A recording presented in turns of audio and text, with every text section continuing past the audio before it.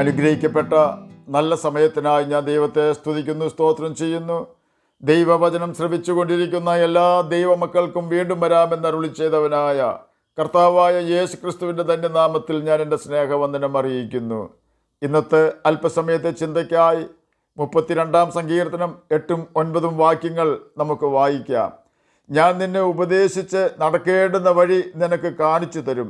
ഞാൻ നിന്റെ മേൽ ദൃഷ്ടി വെച്ച് നിനക്ക് ആലോചന പറഞ്ഞു തരും. നിങ്ങൾ ബുദ്ധിയില്ലാത്ത കുതിരയെയും കോവർ കഴുതയെയും പോലെ ആകരുത്. അവയുടെ ചമയങ്ങളായ കടിഞ്ഞാണും മുഖപ്പട്ടയും കൊണ്ട് അവയെ അടക്കി വരുന്നു, അല്ലെങ്കിൽ അവ നിനക്ക് സ്വാധീനമാകയില്ല. അനുഗ്രഹിക്കപ്പെട്ട വേദവാക്യങ്ങളാണ് നാം കേട്ടത്. കോവർ കഴുതയും കുതിരയും പറയത്തക്ക ബുദ്ധിയുള്ള ജീവികളല്ല. കോവർ കഴുതയ്ക്ക് ചുവട് ചുമക്കുവാനും കുതിരയ്ക്ക് ഓടുവാനുമുള്ള കഴിവുണ്ടെന്നതല്ലാതെ അതിനേക്കാൾ ഉയരത്തിൽ ചിന്തിക്കുവാൻ അവയ്ക്ക് കഴിവില്ല. മൃഗങ്ങൾക്കൊന്നിനും അതിനുള്ള കഴിവില്ല. എങ്കിലും ഈ കോവർ കഴുതയും കുതിരയും മനുഷ്യർക്ക് കീഴടങ്ങണമെങ്കിൽ കടിഞ്ഞാണും മുഖപ്പട്ടയും അത്യാവശ്യമാണ്. ഇവ രണ്ടുമുണ്ടെങ്കിൽ മാത്രമേ കോവർ കഴുതയും കുതിരയും തങ്ങളുടെ യജമാനന്മാർക്ക് കീഴടങ്ങുകയുള്ളൂ. നാം പാപം ചെയ്യുമ്പോൾ സാത്താൻ നമ്മെ നിയന്ത്രിക്കുവാൻ തക്കവണ്ണം നമുക്ക് തന്നെ നാം കടിഞ്ഞാണും മുഖപ്പട്ടയും ഉണ്ടാക്കുകയാണ് ചെയ്യുന്നത്. പാപത്തിൻ്റെ പട്ടികയിൽ പെടുന്ന ചില കാര്യങ്ങൾ ഇവിടെ പ്രസ്താവിക്കുവാൻ ഞാൻ കർത്താവിൽ ശരണപ്പെടുന്നു. കൊലപാതകം, വ്യഭിചാരം, മോഷണം, പിടിച്ചുപറി, ദ്രവ്യാഗ്രഹം, വിടക്ക് കണ്ണ്, അന്യൻ്റെ മുതലും അന്യൻ്റെ ഭാര്യയെയും ആഗ്രഹിക്കൽ, മറ്റുള്ളവരെ ദ്രോഹിക്കൽ, മറ്റുള്ളവർക്കെതിരെ ഹൃദയത്തിൽ ദോഷം ചിന്തിക്കൽ എന്നിത്യാദി കാര്യങ്ങൾ ദൈവം വെറുക്കുന്ന പാപങ്ങൾ ആണ്. ഇവയെല്ലാം സാത്താൻ ഇഷ്ടപ്പെടുന്ന കാര്യങ്ങളുമാണ്. ദൈവം വെറുക്കുന്ന പാപങ്ങൾ നമ്മെക്കൊണ്ട് സാത്താൻ ചെയ്യിക്കുന്നു. നാം തെറ്റ് ചെയ്യുമ്പോൾ ദൈവത്തിന് നമ്മെ കൺട്രോൾ ചെയ്യുവാൻ കഴിയാതെ വണ്ണം സാത്താൻ നമ്മെ കൺട്രോൾ ചെയ്യുന്നു. ചുരുക്കി പറഞ്ഞാൽ നാം ചെയ്യുന്ന ഏറ്റവും ചെറിയ തെറ്റ് പോലും സാത്താന് നമ്മിൽ പ്രവേശിക്കുവാനുള്ള കോണിപ്പടിയാണ്. അതായത് നമ്മെ കൺട്രോൾ ചെയ്യുവാനുള്ള കടിഞ്ഞാണും മുഖപ്പട്ടയുമാണ് നാം ചെയ്യുന്ന ഏത് ചെറിയ പാപവും. അതുകൊണ്ടാണ് യേശു പറഞ്ഞത്, സഹോദരനെ മൂടാ എന്ന് പറഞ്ഞാൽ അഗ്നി നരകത്തിന് യോഗ്യനാകും എന്ന്. കാരണം സഹോദരനെ മൂടാ എന്ന് പറയുമ്പോൾ ആ വാക്ക് നമ്മുടെ ഹൃദയത്തിൽ നിന്നാണ് പുറപ്പെടുന്നത്. സഹോദരനെതിരെ ഹൃദയത്തിൽ മുഷിച്ചിൽ വരുമ്പോഴാണല്ലോ സാധാരണയായി നാം അങ്ങനെ വിളിക്കുന്നത്. മുഷിഞ്ഞു പോകരുത് എന്ന ദൈവകൽപ്പന ലംഘനമാണത്. നമ്മുടെ ഹൃദയം മുഷിഞ്ഞാൽ യേശു നമ്മുടെ ഹൃദയത്തിൽ നിന്നും പുറത്തു പോവുകയും ദുരാത്മാവ് നമ്മെ കൺട്രോൾ ചെയ്യുവാൻ തക്കവണ്ണം നമ്മുടെ ഹൃദയത്തിൽ പ്രവേശിക്കുകയും ചെയ്യും. സാത്താൻ കൺട്രോൾ ചെയ്യുവാൻ തുടങ്ങിയാൽ നാം പാപത്തിൽ കൂടി മുന്നോട്ട് പോകുവാൻ തുടങ്ങും. ഒടുവിൽ സാത്താന് വേണ്ടി ദൈവം ഒരുക്കി വെച്ചിരിക്കുന്ന അഗ്നി നരകത്തിൽ നാമും അവനോടൊപ്പം വീഴേണ്ടി വരും. ഏത് പാപവും മനുഷ്യൻ ചെയ്യുന്നത് ആകർഷണത്തിലൂടെയാണ്. നമ്മുടെ കണ്ണിനെ നമ്മുടെ ഹൃദയം പിന്തുടരുവാൻ ഒരിക്കലും ഇട കൊടുക്കരുത്. കാരണം വേവാതിരിക്കുവാൻ വാട്ടിക്കളയുന്ന തന്ത്രമാണ് സാത്താൻ്റേത്. എത്ര സമയമെടുത്താലും അവൻ നമ്മെ തോൽപ്പിക്കുവാൻ ശ്രമിച്ചുകൊണ്ടേയിരിക്കും. ഓർക്കുക, നമുക്കൊരു ആത്മാവേ ഉള്ളൂ. ഒരിക്കൽ അത് തകർന്നാൽ വീണ്ടും ആത്മീക ജീവൻ നമുക്ക് ലഭിക്കുവാൻ അത്ര എളുപ്പമല്ല. ഒരിക്കൽ സാത്താൻ നമ്മെ കൺട്രോൾ ചെയ്യുവാൻ തുടങ്ങിയാൽ അവൻ്റെ കയ്യിൽ നിന്നും രക്ഷപ്പെടുക എളുപ്പമല്ല. അവൻ്റെ ബന്ധനത്തിലാകുന്നത് വരെ നമുക്ക് ഏത് പാപം ചെയ്യുവാനെന്നുള്ള ധൈര്യമായിരിക്കും. അനേകം വ്യക്തികൾ ചിലപ്പോൾ നമ്മെ പ്രോത്സാഹിപ്പിക്കുവാനുണ്ടാകും. എന്നാൽ നാം ദുഷ്ടൻ്റെ കയ്യിൽ വീണ് കഴിയുമ്പോൾ മാത്രമേ ആ പാപത്തിൻ്റെ തീവ്രത നാം മനസ്സിലാക്കുകയുള്ളൂ. നാസിർ വ്രതക്കാരനായ ഒരു ശിംശോനെ നമുക്ക് ന്യായാധിപന്മാരുടെ പുസ്തകത്തിൽ കാണുവാൻ കഴിയും. ന്യായാധിപന്മാരുടെ പുസ്തകം 13-ാം അധ്യായം 1 മുതൽ 16-ാം അധ്യായം 31 വരെയുള്ള ഭാഗങ്ങളിലാണ് ശിംശോൻ്റെ ചരിത്രം എഴുതിയിരിക്കുന്നത്. അവൻ്റെ അമ്മയുടെ ഉദരത്തിൽ ഉരുവാകുന്നതിന് മുമ്പേ തന്നെ ദൈവം അവനെ തിരഞ്ഞെടുത്തിരുന്നു. ഫിലിസ്തീനയുടെ അടിമകളായിരുന്ന ഇസ്രായേൽ മക്കളെ രക്ഷിക്കുന്നതിന് വേണ്ടിയായിരുന്നു ദൈവം അവനെ കണ്ടത്. അതുകൊണ്ട് തന്നെ ശിംശോൻ്റെ തലയിൽ ചവരക്കത്തി തൊടരുത് എന്നും അവൻ ജനനം മുതൽ യഹോവയ്ക്ക് നാസീർ വ്രതക്കാരനാകണമെന്നും കർത്താവ് കൽപ്പിച്ചു. ദൈവിക ശക്തി അവനിൽ നിറഞ്ഞു നിന്നു.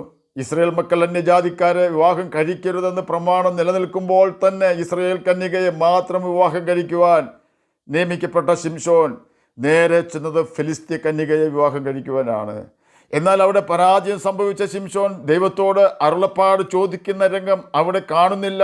നാസിർ വ്രതക്കാരൻ യഹോവയുമായി എപ്പോഴും ബന്ധപ്പെട്ടുകൊണ്ടിരിക്കേണ്ട വ്യക്തിയാണ്. കാരണം അവൻ യഹോവയുടെ ഉദ്ദേശത്തിനായി, ഈ ദൈവത്തിൻ്റെ ആവശ്യത്തിനായി മാത്രം സൃഷ്ടിക്കപ്പെട്ടവനാണ്.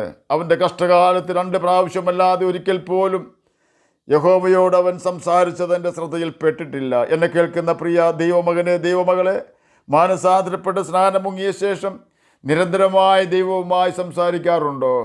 ആവശ്യ സമയത്ത് പ്രതിസന്ധികളിൽ നിന്നും രക്ഷപ്പെടുവാനായി പ്രാർത്ഥിക്കാത്തവർ ആരും കാണുകയില്ല. ഓർക്കുക, ശിംശോന് ലഭിച്ച ദൈവാത്മാവ് സ്ഥിരമായ ആത്മാവല്ലായിരുന്നു. ആവശ്യ സമയത്ത് അവനെ സഹായിക്കുവാൻ വരികയും ആവശ്യം കഴിയുമ്പോൾ പോവുകയും ചെയ്യുന്ന രീതിയായിരുന്നു അന്ന് പരിശുദ്ധാത്മാവിൻ്റേത്. കാരണം അന്ന് ക്രിസ്തു ക്രൂശിക്കപ്പെട്ടിട്ടില്ലായിരുന്നു. എന്നാൽ ഇന്ന് നമ്മുടെ കർത്താവായ യേശു ക്രിസ്തു നമുക്ക് വേണ്ടി ക്രൂശിക്കപ്പെട്ട് മരിച്ച് ഉയർത്തെഴുന്നേറ്റ് പിതാവിൻ്റെ വലത്തുഭാഗത്തിരുന്ന് നമുക്ക് വേണ്ടി പിതാവിനോട് മധ്യസ്ഥം നടത്തിക്കൊണ്ടിരിക്കുന്നതിനാൽ എപ്പോഴും നമ്മോട് കൂടെ വസിക്കുവാൻ കാര്യസ്ഥനായ പരിശുദ്ധാത്മാവിനെ യേശു നമുക്ക് വേണ്ടി അയച്ചു തന്നിരിക്കുന്നു. പരിശുദ്ധാത്മാവിനെ നമുക്ക് അയച്ചു തന്നിരിക്കുന്നത് ഏതെങ്കിലും പ്രവാചകൻ നമ്മോട് ദൂതറിയിക്കുവാനല്ല, പിന്നെയോ നാം നടക്കേണ്ടുന്ന പാത നമുക്ക് ഉപദേശിച്ചു തരുവാനാണ്.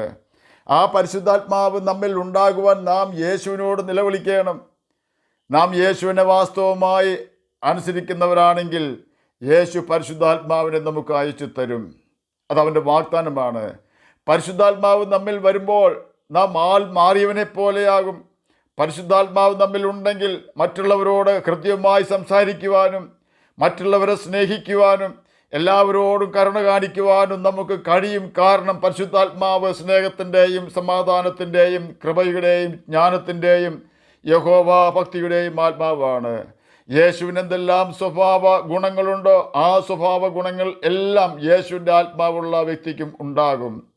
പരിശുദ്ധാത്മാവുണ്ടെന്ന് പറയുകയും പ്രവാചകന്മാർ അന്വേഷിക്കുകയും ചെയ്യുന്നുണ്ടെങ്കിൽ നിശ്ചയമായി നമ്മളിലുള്ള ആത്മാവ് ഏതാണെന്ന് നാം ശോധന ചെയ്യണം. ഏതാത്മാവിനെയും വിശ്വസിക്കാതെ ആത്മാവ് ദൈവത്തിൽ നിന്നുള്ളതോ എന്ന് ശോധന ചെയ്യുവിൻ എന്ന് 1 യോഹന്നാൻ 4:1-2 വാക്യങ്ങളിൽ രേഖപ്പെടുത്തിയിരിക്കുന്നു. ഒരു പ്രവാചകൻ യേശുവിൻ്റെ ആത്മാവിൽ നിറഞ്ഞ് പ്രവചിക്കുന്നെങ്കിൽ യേശു 4 സുവിശേഷങ്ങളിൽ പറഞ്ഞിട്ടുള്ളതും പഠിപ്പിച്ചിട്ടുള്ളതുമായ കാര്യങ്ങൾ മാത്രമേ പറയുകയുള്ളൂ. പഴയ നിയമത്തിൽ ദൈവത്തെ അനുസരിക്കാത്ത ജനത്തിനെതിരെയാണ് ദൈവത്തിന് പ്രവാചകന്മാരെ അയക്കേണ്ടി വന്നത്. ജനത്തിൻ്റെ പാപത്തെ ഓർമ്മപ്പെടുത്തുവാനായിരുന്നു അത്. എന്നാൽ ഇന്ന് സഭകളിൽ പ്രവാചകന്മാർ വരുന്നത് ജനത്തെ അവരുടെ പാപങ്ങളെക്കുറിച്ച് ഓർമ്മപ്പെടുത്തുവാൻ ആകണമല്ലോ. എന്നാൽ അങ്ങനെയാണോ ഇന്ന് സംഭവിക്കുന്നത്? ഓരോ വിശ്വാസിക്കും പരിശുദ്ധാത്മാവ് വരികയും അവർക്ക് ബുദ്ധിപദേശം കൊടുക്കുകയും ചെയ്യുകയാണ് പരിശുദ്ധാത്മാവ് ചെയ്യുന്നത്. അവൻ്റെ ആലോചന പോലെ അവൻ്റെ ഉപദേശം പോലെ നാം ജീവിച്ചാൽ ദൈവം ഇഷ്ടപ്പെടാത്ത ഒരു പാപപ്രവൃത്തിയും നാം ചെയ്യുകയില്ല. സാത്താൻ നമ്മെ കൺട്രോൾ ചെയ്യുകയുമില്ല. നാസീർ വ്രതക്കാരനായ ശിംശോൻ രണ്ടാമത് ചെന്നത് ഒരു വേശ്യയുടെ അടുക്കിലേക്കാണ്. ഇസ്രയേലിലെ സാധാരണ പുരുഷന്മാർ പോലും വേശ്യയോട് അടുക്കരുത്. കാരണം യാഗമില്ലാത്ത പാപമാണത്. കല്ലെറിഞ്ഞു കൊല്ലേണ്ട പാപമാണത്. നാസീർ വ്രതക്കാരനായ ശിംശോനാണ് വേശ്യയുടെ അടുക്കൽ ചെന്നതെന്ന് ഓർക്കുക. മൂന്നാമത് അവൻ ദലീലയുടെ അടുക്കൽ ചെന്നു.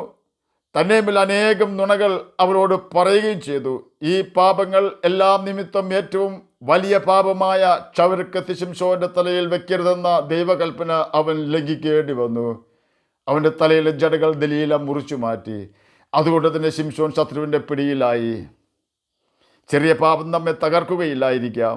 എന്നാൽ ഓർക്കുക, ചെറിയ പാപം നമ്മെ തകർക്കുവാൻ ഉതകുന്ന വലിയ പാപത്തിലേക്ക് വഴി നടത്തും. പൂർണ്ണമായി നാം കെണിയിലാകുമ്പോൾ മാത്രമേ സകല ജനവും അറിയുകയുള്ളൂ.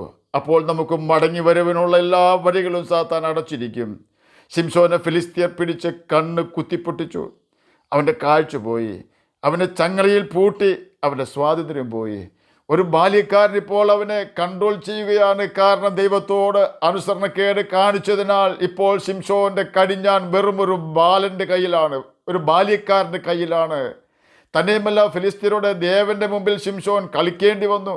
അവനെ മാവ് കുഴയ്ക്കുന്നവനാക്കി തീർത്തു. ചുരുക്കി പറഞ്ഞാൽ സാത്താൻ്റെ സകല പണികളും ഇന്ന് ശിംശോൻ ചെയ്യുകയാണ്. കുന്നൊന്ന് കുന്ന് രണ്ടെന്ന് പറഞ്ഞ ഒരു കഴുതയുടെ പച്ചത്താടിയെല്ലുകൊണ്ട് 1000-ഓളം ജനങ്ങളെ കൊന്ന മല്ലനായ ശിംശോൻ ഒരു പ്രതിസന്ധിയിലാകുവാൻ കാരണം ന്യായപ്രമാണത്തോടുള്ള അവൻ്റെ കൂറ് കുറഞ്ഞു പോയതും തനിക്ക് ബോധിച്ച വണ്ണം ജീവിച്ചതുമാണ്. ആകയാൽ എന്നെ കേൾക്കുന്ന പ്രിയ ദൈവമകനെ, ദൈവമകളെ, ദൈവം തൻ്റെ വചനത്തിൽ കൂടി നമ്മോട് പറയുന്ന കാര്യങ്ങൾ നാം ഉദാസീനമായി എടുക്കാതെ കേൾക്കുന്ന വചനം വളരെ ശ്രദ്ധയോടെ അനുസരിക്കണം. എന്നാൽ സാത്താൻ നമുക്ക് കടിഞ്ഞാൺ ഇടുകയില്ല. സാത്താൻ്റെ കെണിയിൽ വീഴാതിരിക്കുവാൻ, ഒരു തെറ്റും നാം ചെയ്യുന്നില്ല എന്ന് ഉറപ്പുവരുത്തുവാൻ ബൈബിൾ ദിവസവും വായിക്കുകയും അനുസരിക്കുകയും ചെയ്യുക. എന്നാൽ സാത്താൻ നമുക്ക് മുഖപ്പട്ട വയ്ക്കുകയില്ല. ഓർക്കുക, സാത്താൻ നമുക്ക് മുഖപ്പട്ട വെച്ചാൽ നമുക്ക് അവൻ കാണിക്കുന്ന വഴിയെ മാത്രമേ പോകുവാൻ കഴിയൂ. നിത്യതയെക്കുറിച്ചുള്ള ദൂരക്കാഴ്ച നമുക്ക് നഷ്ടപ്പെടും. ആകയാൽ യേശുവിൻ്റെ ആത്മാവിനെ പ്രാപിച്ച് അവൻ്റെ വചനം അനുസരിച്ച് നിത്യജീവനെ നമുക്ക് അവകാശികളായി തീരാം. അതിന് കർത്താവ് നമ്മെ സഹായിക്കട്ടെ എന്ന് പ്രാർത്ഥിച്ചുകൊണ്ട് ഞാൻ എൻ്റെ വാക്കുകളിൽ നിന്ന് വിരമിക്കുന്നു. നമുക്ക് പ്രാർത്ഥിക്കാം. ഞങ്ങളെ സ്നേഹിക്കുന്ന സ്വർഗീയ പിതാവേ, നല്ല വചനത്തിനായി ഇങ്ങനെ സ്തുതിക്കുന്നു, സ്തോത്രം ചെയ്യുന്നു. എന്നെ കേൾക്കുന്ന ഏതെങ്കിലും പ്രിയപ്പെട്ടവർ അങ്ങയെ തിരിച്ചറിയാതിരിക്കുന്നുവെങ്കിൽ അങ്ങയെ തിരിച്ചറിയുവാൻ അവർക്ക് കൃപ കൊടുക്കണമേ. പ്രാർത്ഥന കേട്ടതിനായി സ്തോത്രം, യേശുവിൻ്റെ നാമത്തിൽ തന്നെ ആമേൻ. കർത്താവ് എല്ലാവരെയും അനുഗ്രഹിക്കട്ടെ.